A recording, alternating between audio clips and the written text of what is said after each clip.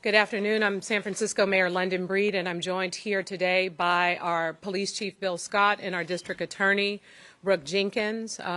They have the specifics around the events leading to Bob Lee's murder, and I want to just take this opportunity before they come up and provide the details that they are able to share with the public to really thank the San Francisco Police Department and the investigators who worked tirelessly to ensure that this case was handled appropriately. And in fact, to be clear, that every single case involving any homicide or any violence is always brought, the same attention is brought to ensure that justice is served. And working hand in hand with our district attorney has been the incredible work that they've done together to ensure that this case was handled appropriately. And meanwhile, we know that this has been a high-profile case, and there have been a lot of speculation and a lot of things said about our city and crime in this city. But these two leaders have been extremely responsible in their handling of this case, and we appreciate their hard work to ensure that Bob Lee's family receives justice, and anything that happens to anyone in this city receives the same justice. So at this time, I would like to turn it over to Bill Scott to provide you all with an update. Thank you, Mayor, and good morning, everybody. First of all, I'd like to express my deepest condolences to the family and friends of Mr. Robert Lee, known as Bob Lee. I'm going to be brief on the details, but here's a summary and the update. On April 4th, 2023, at approximately 2:30 a.m., San Francisco police officers from Southern Station responded to the 300 block of Main Street for a report of a stabbing. Officers arrived on scene and located the victim, later identified as 43-year-old Robert Lee, suffering from an apparent stab wound. Officers rendered aid and summoned medics to the scene. Mr. Lee was transported to Zuckerberg San Francisco General Hospital with life-threatening injuries. Despite efforts by first responders and medical personnel, Mr. Lee died from his injuries. The San Francisco Police Department Homicide Detail responded and took over the investigation. Our homicide investigators developed information that identified the suspect as 38-year-old Nima Momini of Emeryville, California. We can confirm that Mr. Lee and Mr. Momini knew each other. However, we will not be able to provide further details at this time regarding the evidence that confirms that information. This morning, members of the San Francisco Police Department's Investigations Bureau and Tactical Unit served several search warrants and an arrest warrant in San Francisco and Emeryville, California. Mr. Momini was taken into custody without incident in Emeryville, California. He was transported to the San Francisco County Jail and booked on one charge of murder, California Penal Code Section 187A. I'd like to remind everybody that this is still an open and ongoing investigation, and we will not be able to provide further details at this point. Before I turn this over to our district attorney, I want to assure everyone that our investigators have been working tirelessly to make this arrest and bring this case to justice for the Lee family and his loved ones, just as we would for every homicide that occurs in this city. I'd like to thank our homicide investigators, led by Detective Brett Dittmer and Detective Thomas McWilliams, also Lieutenant Kelvin Sanders, and our entire homicide team, who have worked not only on this case, but all of our open cases.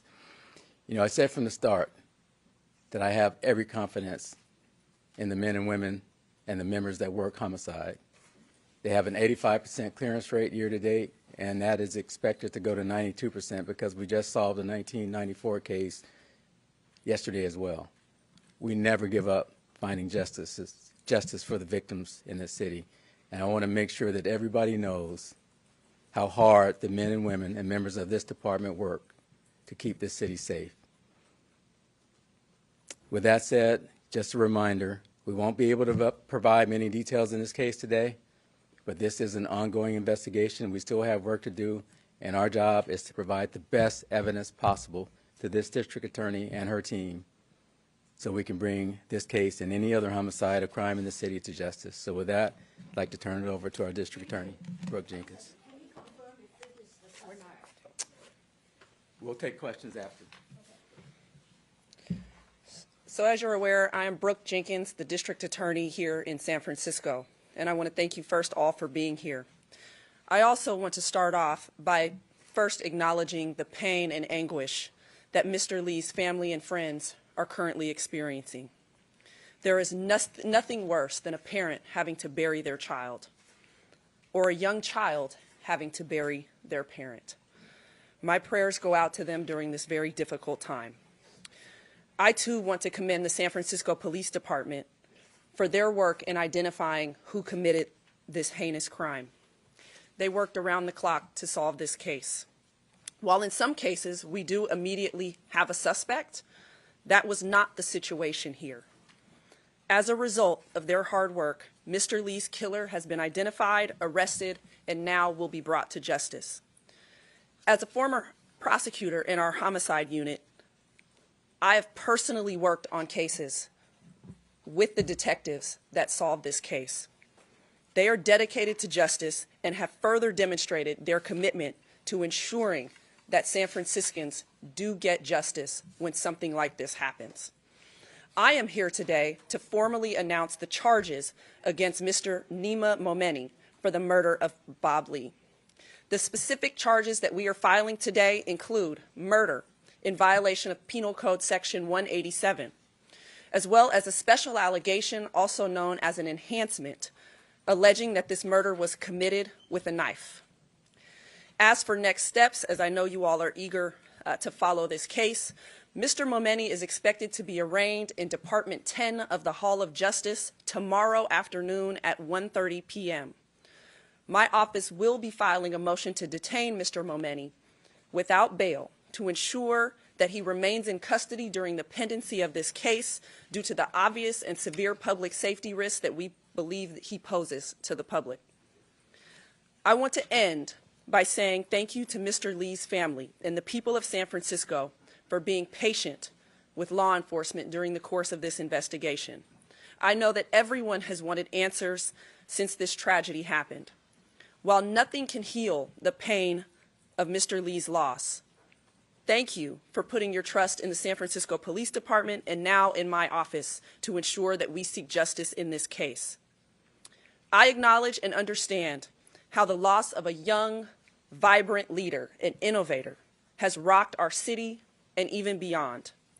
Since taking office last July, I've worked tirelessly to ensure that San Franciscans not only feel safer, but actually are safer. Even one murder is too many. Regardless of the facts, violent acts like this are jarring to us all. As you already heard, Mr. Lee was murdered by somebody that he knew. While we're not going to release any additional facts at this time, I must point out that reckless and irresponsible statements like those contained in Mr. Musk's tweet that assumed incorrect circumstances about Mr. Lee's death serve to mislead the world in their perceptions of San Francisco and also negatively impact the pursuit of justice for victims of crime as it spreads misinformation at a time when the police are trying to solve a very difficult case. We all should and must do better about not contributing to the spread of such misinformation without having actual facts to underlie the statements that we make. Victims deserve that, and the residents of San Francisco deserve that. While public safety continues to be a top concern and priority for every resident and business owner in San Francisco, I will continue to work with Mayor London Breed and our police chief, Bill Scott, and other city leaders to ensure that public safety in our city continues to improve. I've dedicated the last 8 years of my career to holding some of our city's most violent offenders accountable. And as your district attorney, I promise that my office will continue the fight to enhance public safety and to hold Mr. Lee's killer, as we do all others, accountable. Thank you. to open up to just a few questions. Annie, go ahead. Oh, I have two questions.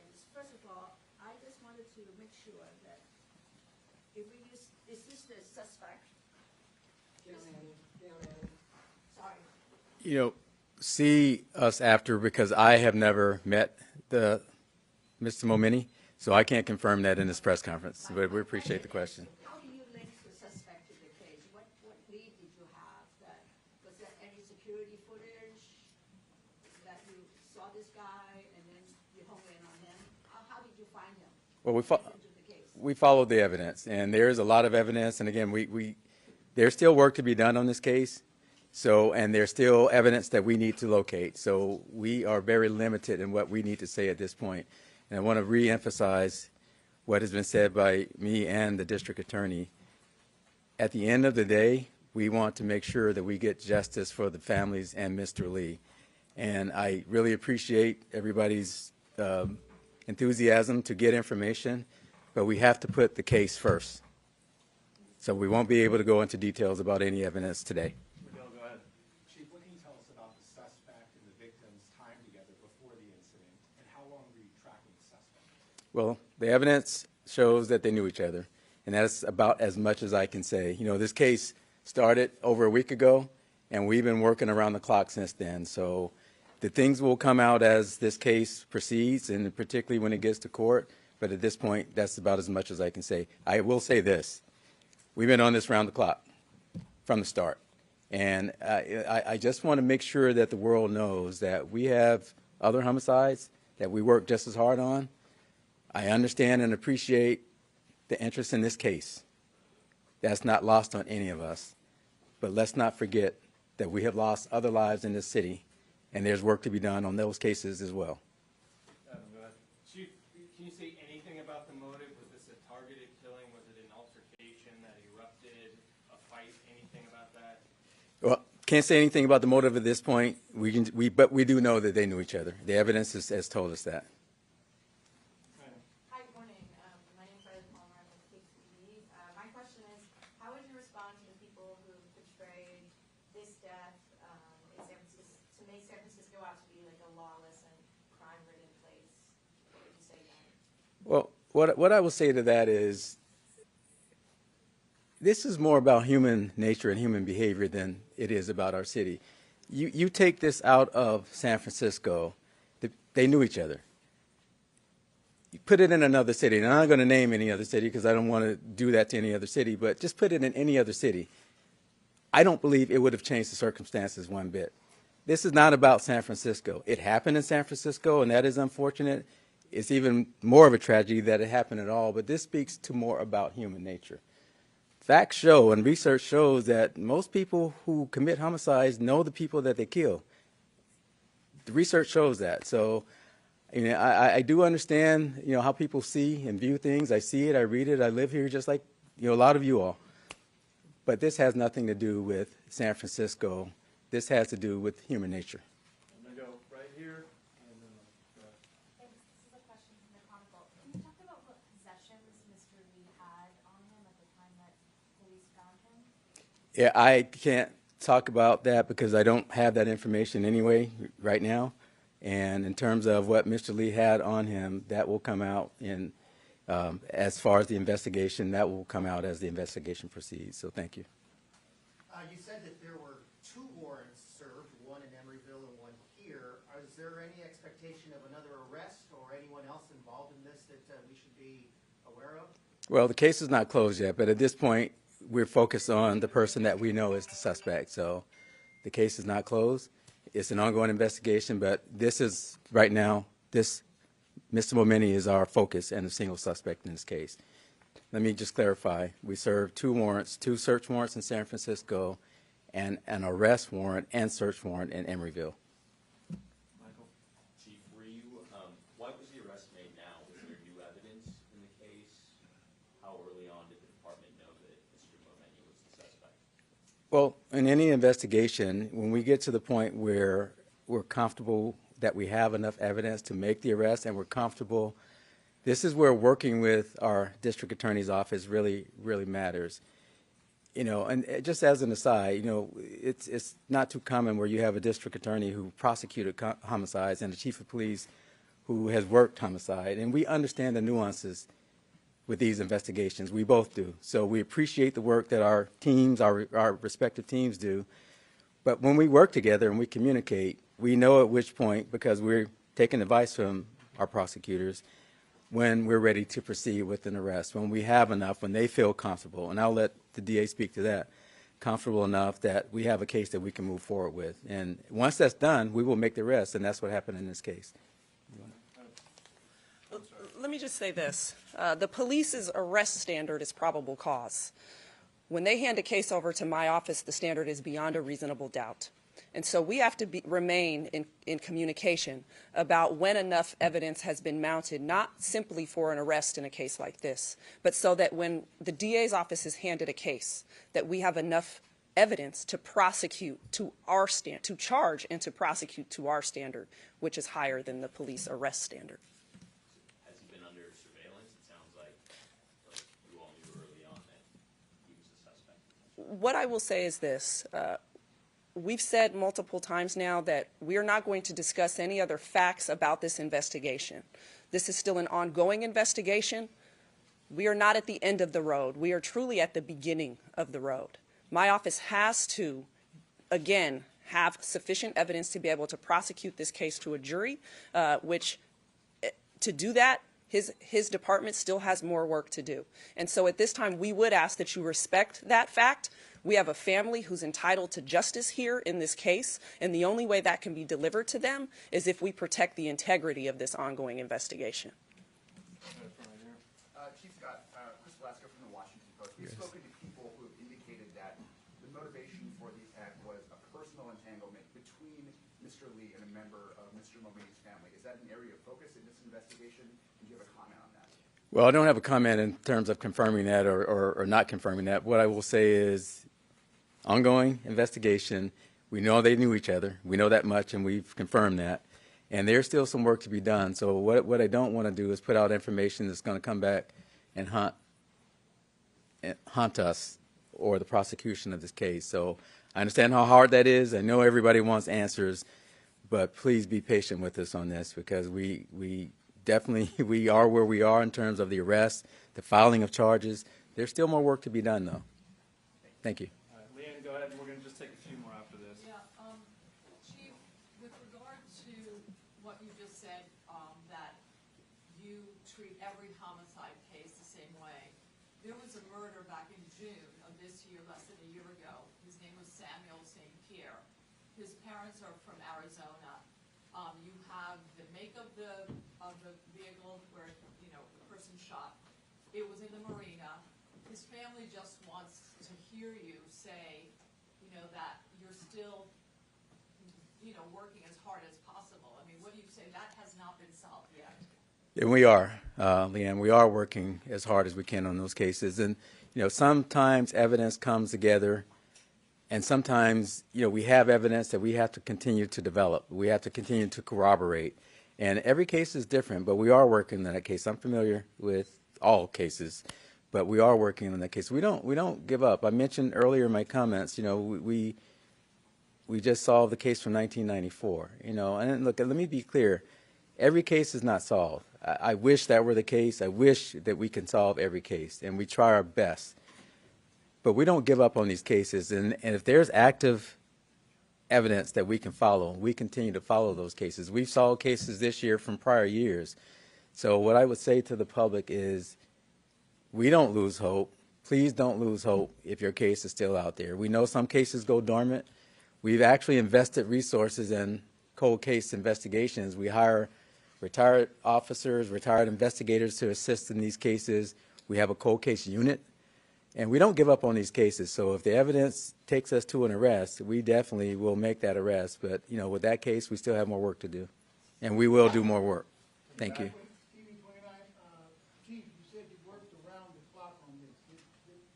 By the mayor the other day putting more money in their budget, does that have anything to do with keeping people working so you can get more done and get the case where it is? Well, absolutely it does. You know, Our members work 10 hours a day. And when you have a homicide investigator that basically is spending the night in his office, that's done on overtime. And as you all probably might imagine, the onset and the first, week or so of a case, first couple of days, you're hot on leads. We work very hard. Our folks work very hard. So yes, you can't do that without the resources. And I'm grateful that the mayor put that to the board, and I'm grateful for the board for approving that, because otherwise we can't not do what we do. Most of our homicides, there is a pretty significant amount of overtime that we have to expend. We're working weekends, we're working nights. And then when the trials come, we still have the other cases while we're working with the DAs on the trials. So just think about, these homicide investigators still have other cases that they have to deal with. So yes, to answer your question, those resources are absolutely vital. Let's make no mistake about it. Absolutely vital. We need two more right here in the record. Chief, is a murder weapon recovered, and if so, where? Can't disclose, and again, the facts will come out, but we are confident in the evidence that we have found so far, and that's really limited to what I can say now, because we do still have work to do on this case. Even though we had enough to arrest in the file, as the district attorney and I have said, we still have work to do. Last one right here. A question for the district attorney, please.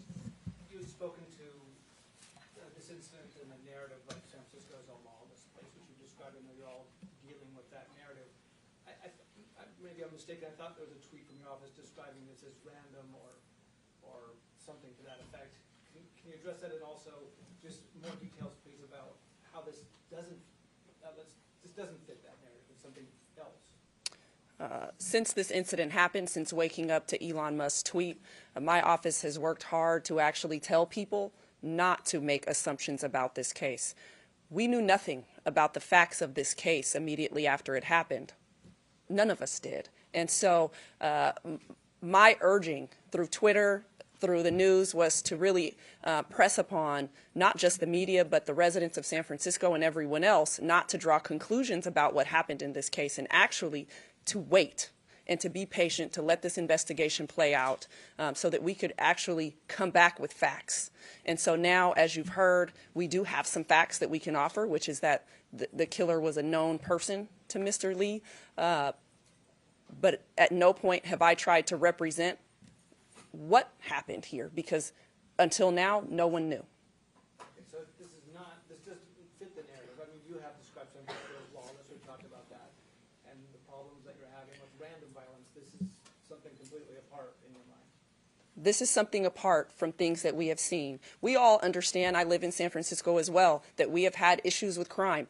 That is why San Francisco made a choice to want new leadership in my office, and I've been working alongside the chief and the mayor to make sure that public safety is a top priority in the city, that we move the ball forward so that San Franciscans, like I said, don't just feel safe, but in actuality are safe. And so we are on a positive trajectory in this city. We are seeing crime rates drop across most categories. We still have a long way to go, but we are all aligned in where this city needs to go.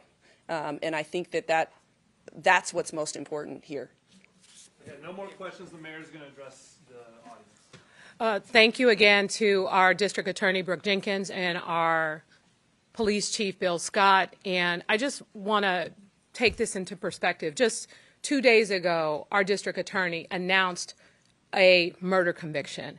And today, not only the solving of this case, an arrest made in this case, but also a 1994 case. What the people of San Francisco have asked for time and time again, as it relates to crime in our city, has been accountability. And that's what you see with the two leaders joining us here today, is accountability to make it clear that people who commit crimes in our city of any capacity will be brought to justice. That is our goal, to make San Francisco a better, more safer city for each and every one of us. Thank you so much. And our office will be putting out a